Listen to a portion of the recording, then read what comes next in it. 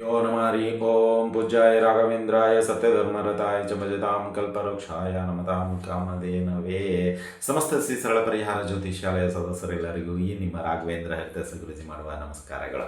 ಈ ಮಹಾಶಿವರಾತ್ರಿಯ ದಿನದಂದು ಮಿಥುನ ರಾಶಿಯವರು ಏನೆಲ್ಲ ಪರಿಹಾರಗಳನ್ನು ಮಾಡಿಕೊಂಡ್ರೆ ಒಳ್ಳೆಯದು ಅಂತ ನೋಡೋದಾದರೆ, ಈ ದಿನ ನೀವು ಯಾರೆಲ್ಲ ಮಿಥುನ ರಾಶಿಯ ಜಾತಕರಿದ್ದೀರಾ, ನಿಮ್ಮದೊಂದು ಸಮಸ್ಯೆ ಏನಂದರೆ ಅತಿ ಬುದ್ಧಿಯಾಗಿ ಉಪಯೋಗ ಮಾಡುವಂಥದ್ದಾಗುತ್ತೆ, ಕೆಲವೊಮ್ಮೆ ಅತಿರೇಕಕ್ಕೆ ಹೋಗುವಂಥದ್ದಾಗತ್ತೆ, ಕೆಲವು ನಿಮ್ಮ ಕೆಲಸ ಕಾರ್ಯಗಳು ಅತಿ ಬುದ್ಧಿ ಚಾಣಾಕ್ಷಣತೆಯಿಂದ ಮಾಡಿದ್ರೂ ಕೊನೆಯ ಗಳಿಗೆಯಲ್ಲಿ ಅದು ಯಥಾತಥವಾಗಿ ಏನೋ ಕ್ಯಾನ್ಸಲ್ ಆಗುವಂಥದ್ದಾಗ್ಬೋದು, ಅಥವಾ ನಿಮ್ಮ ಒಂದು ದಾಂಪತ್ಯ ಜೀವನದಲ್ಲಿ ಬಿರುಗಾಳಿಯಂತೆ ಏನೋ ಒಂದು ವಿಷಯವನ್ನು ಎತ್ತಿ ಆ ಒಂದು ದಿನದಲ್ಲಿ ಮನಸ್ತಾಪದ ಇರುವ ವಿಷಯ ಅದು ಕಂಟಿನ್ಯೂ ಆಗ್ತಾ ಇರುತ್ತೆ. ಎಷ್ಟೋ ದಿನಗಳ ಕಾಲ ಅನ್ಯೋನ್ಯತೆಯಿಂದ ಹೆಂಡತಿ ಗಂಡ ಮಾತನಾಡುವಂತಹ ವಿಷಯಗಳು ಉಂಟು. ಅದೇ ರೀತಿಯಾಗಿ ಕೆಲಸಗಳಲ್ಲಿ ಅಡೆತಡೆಗಳು ಸದಾ ಒಂದಲ್ಲ ಒಂದು ಸಮಸ್ಯೆಯನ್ನು ಮಿಥುನ ರಾಶಿಯರು ಸ್ವಯಂಕೃತವಾಗಿ ತೆಗೆದುಕೊಳ್ಳುವಂಥದ್ದಾಗುತ್ತೆ. ಅಂದರೆ ಬೇರೆ ಯಾರೂ ಬೇಡ, ನಿಮ್ಮದೇ ಕೈವಾಡ ಇಲ್ಲಿ ಅಷ್ಟೇ. ನಿಮ್ಮ ಒಂದು ಓವರ್ ಕಾನ್ಫಿಡೆನ್ಸ್, ನಿಮ್ಮ ಒಂದು ಓವರ್ ಥಿಂಕಿಂಗ್, ಓವರ್ ವರ್ಕ್ ಓವರಾಗಿ ಮಾಡ್ತೀರಾ, ತುಂಬ ಓವರಾಗಿ ಮಾಡ್ತೀರಾ ಕೆಲವೊಮ್ಮೆ. ಅದೆಲ್ಲವೂ ಸೇರಿಕೊಂಡು ಏನಾಗುತ್ತೆ, ಯದ್ವತದ್ವ ಆಗೋಗ್ಬಿಡುತ್ತೆ. ಇನ್ನು ಅದೇ ರೀತಿಯಾಗಿ ಕೆಲವೊಮ್ಮೆ ಕೆಲಸಕ್ಕೆ ಕೈ ಹಾಕಿದಾಗ ಇದ್ದಕ್ಕಿದ್ದಂಗೆ ನಕಾರಾತ್ಮಕ ಚಿಂತನೆಗಳು ನಿಮ್ಮಲ್ಲಿ ಬರುವಂಥದ್ದಾಗುತ್ತೆ. ಇದು ಎಲ್ಲದಕ್ಕೂ ರಾಮಬಾಣ ಅಂದರೆ ಇದೇ ಮಹಾಶಿವರಾತ್ರಿ. ಸೊ ಈ ಶಿವರಾತ್ರಿ ದಿನ ನೀವು ಏನು ಮಾಡಬೇಕು ಅದೆಲ್ಲವನ್ನು ನಾನು ಆಲ್ರೆಡಿ ಹೇಳಿಕೊಟ್ಟಿದ್ದೀನಿ. ಆದರೂ ನಮ್ಮ ಒಂದು ಆತ್ಮೀಯರು ಮಿಥುನ ರಾಶಿಯವರು, ಹಾಗಾಗಿ ಈ ಮಿಥುನ ರಾಶಿಯವರಿಗೆ ಏನೆಲ್ಲ ಮಾಡಿದರೆ ಅನುಕೂಲ ಅಂತ ಹೇಳೋದಾದರೆ, ಈ ದಿನ ಬೆಳಗಿನ ಜಾವ ಬೇಗ ಎದ್ದೇಳಿ ಆದಷ್ಟು. ಅಂದರೆ 15ನೇ ತಾರೀಕು ಭಾನುವಾರ ಇದೆ ಅಂತ ಹೇಳಿ 8-10 ಗಂಟೆಗೆ ಹೇಳೋದು ದಯವಿಟ್ಟು ಮಾಡಲು ಹೋಗಬೇಡಿ. ಅದರಲ್ಲಿ ಮದುವೆ ಆಗಿದ್ದರೆ ಖಂಡಿತವಾಗಿಯೂ ನೀವು ಒಂದು 5-6 ಗಂಟೆ ಒಳಗಾಗಿ ಎದ್ದೇಳಿ ನಿಮ್ಮ ಸ್ನಾನದ ಕರ್ಮಾನುಷ್ಠಾನವಾಗಿ ಏನಿದೆ ನಿತ್ಯ ಧರ್ಮ ಅನುಷ್ಠಾನವಾಗಿ ಅದೆಲ್ಲವನ್ನು ಪೂರ್ಣಗೊಳಿಸಿದ ನಂತರ ನೇರವಾಗಿ ದೇವಸ್ಥಾನಕ್ಕೆ ಹೋಗಿ, ಶಿವನ ದೇವಸ್ಥಾನಕ್ಕೆ. ಆ ಶಿವನ ದೇವಸ್ಥಾನದಲ್ಲಿ ಎಷ್ಟು ಸಾಧ್ಯವಾಗುತ್ತೋ ಅಷ್ಟು ಪ್ರದಕ್ಷಿಣೆ ಹಾಕಿ ಓಂ ನಮಃ ಶಿವಾಯ ಅಂತ ಹೇಳಿ ಪ್ರದಕ್ಷಿಣೆ ಹಾಕಿ. ಸುಮ್ಮನೆ ಪ್ರದಕ್ಷಿಣೆ ಹಾಕಬೇಡಿ. ಶಿವನ ದೇವಸ್ಥಾನದಲ್ಲೇ ನೀವು 9 ಪ್ರದಕ್ಷಿಣೆ ಹಾಕಿದ್ರೂ ಓಂ ನಮಃ ಶಿವಾಯ ಅಂತ ಕಂಟಿನ್ಯೂ ಆಗಿ ಹೇಳುತ್ತಾ ಪ್ರದಕ್ಷಿಣೆ ಹಾಕಿ. ಇನ್ನು ನಿಮಗೆ ದಾಂಪತ್ಯದಲ್ಲಿ ಇರುವವರಾದರೆ ನೀವು ಕೂಡ ಅಷ್ಟೇ, ಇಬ್ಬರು ಸೇರಿ ಓಂ ನಮಃ ಶಿವಾಯ ಅಂತ ದಂಪತಿಗಳ ಸಮೇತವಾಗಿ ಪ್ರದಕ್ಷಿಣೆ ಹಾಕಿ ಆ ದಿನ ಕ್ಷೀರಾಭಿಷೇಕ ಸೇವೆ ಕೊಡಿ.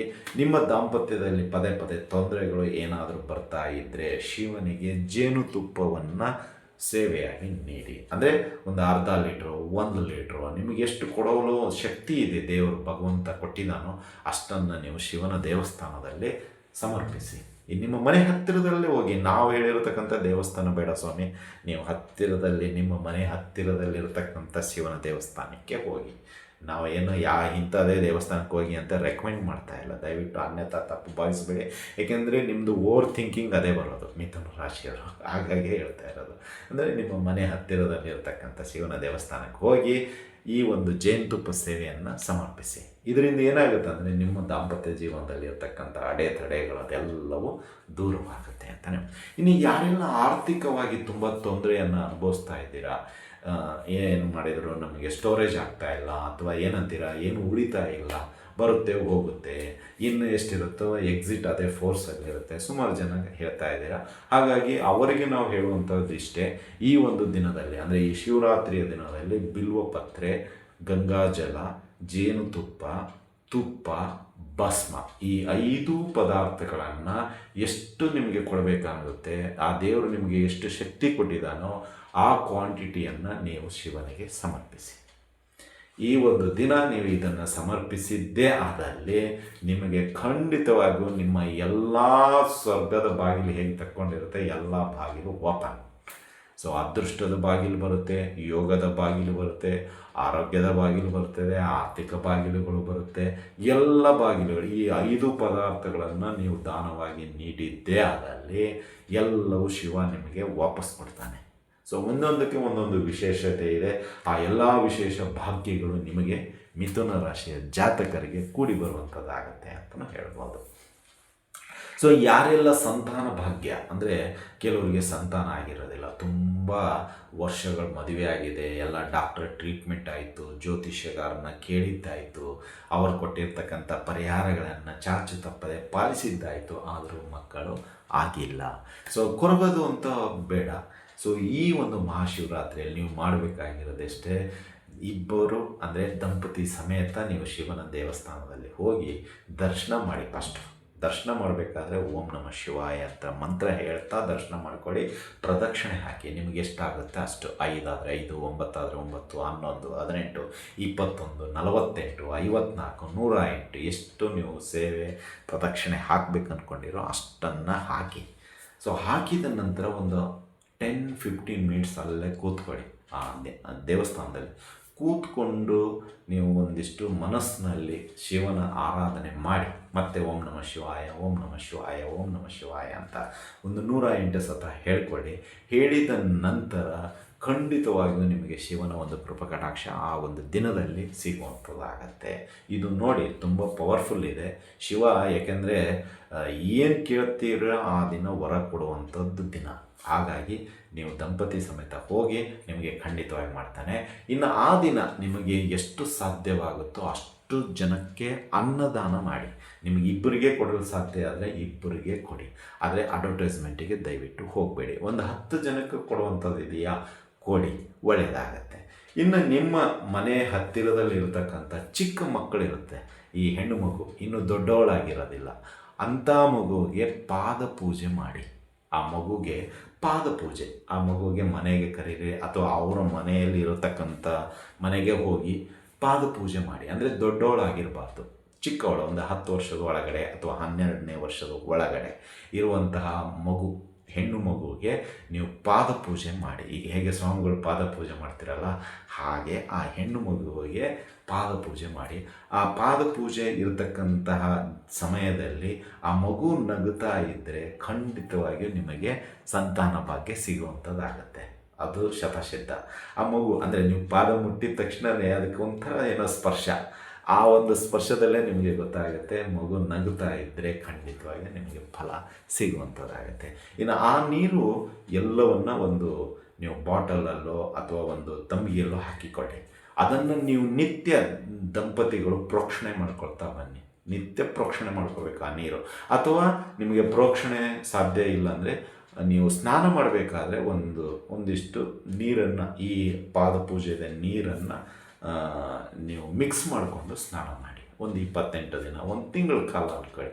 ಆಗುವಷ್ಟು ಸ್ಟೋರೇಜ್ ನೀವು ಮಾಡ್ಕೊಳ್ಳಿ. ಅಂದರೆ ಅದು ನಿತ್ಯ ಒಂದೊಂದು 2 ಸ್ಪೂನು ಎಷ್ಟೋ ಒಂದಿಷ್ಟು ಹಾಕಿಕೊಂಡು ನಿತ್ಯ ಸ್ನಾನ ಮಾಡಿ ಇಬ್ಬರು ದಂಪತಿಗಳು.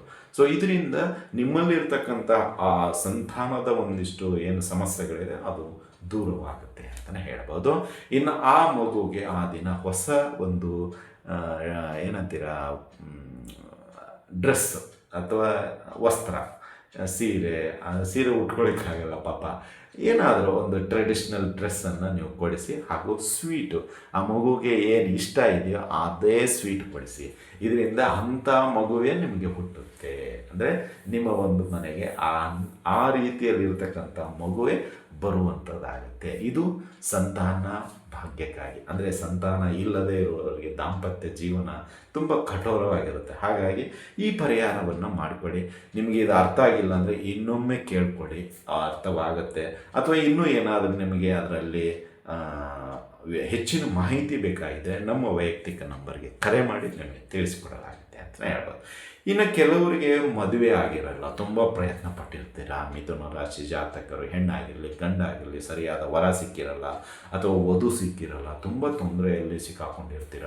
ಏನು ಮಾಡಿದರೂ ಯಾವುದಕ್ಕೂ ಸೆಟ್ ಆಗ್ತಾ ಇರಲ್ಲ. ಅಂಥವ್ರು ಏನು ಮಾಡಿ, ಈ ದಿನ ಅಂದರೆ ಈ ಮಹಾಶಿವರಾತ್ರಿಯ ದಿನ ಸಾಧ್ಯವಾದಷ್ಟು ಶಿವನ ಒಂದು ಭಜನೆ ಅಥವಾ ಈ ನಾವು ಹೇಳಿರ್ತಕ್ಕಂಥ ಮಂತ್ರವನ್ನು ಪಠಣೆ ಮಾಡಿ, ಆಮೇಲೆ ನೀವು ಪ್ರದಕ್ಷಿಣೆ ಹಾಕಿ, ನೀವು ನಿಮ್ಮ ಯಥಾಭಕ್ತಿ ಯಥಾಶಕ್ತಿ ಒಂದು ಸಾಯಂಕಾಲ ಅಂದರೆ 15ನೇ ತಾರೀಕು ಸಾಯಂಕಾಲ ಸಾಧ್ಯವಾದಷ್ಟು ಈ ಮದುವೆ ಮಂಟಪದಲ್ಲಿ ಇರತಕ್ಕಂತಹ ಒಂದು ಮಂಗಳವಾದ್ಯ ಅಂತೀವಲ್ಲ ಅದು ಕೇಳಿಸುವಂಥದ್ದು ಇರುತ್ತೆ.